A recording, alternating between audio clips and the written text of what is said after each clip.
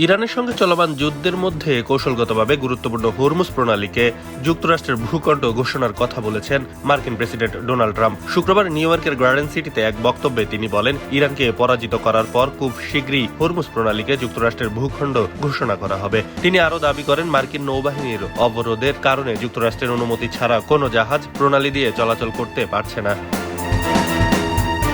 তবে ট্রাম্পের বক্তব্যের কয়েক ঘণ্টা পর মার্কিন গণমাধ্যমে প্রকাশিত তথ্য অনুযায়ী এক জ্যেষ্ঠ হোয়াইট হাউস কর্মকর্তা বলেছেন, ট্রাম্প ওই মন্তব্য রসিকতা করেছিলেন এবং হরমুজকে মার্কিন ভূখণ্ড ঘোষণার বিষয়ে তিনি তার উপদেষ্টাদের সঙ্গে কোনো আলোচনা করেননি।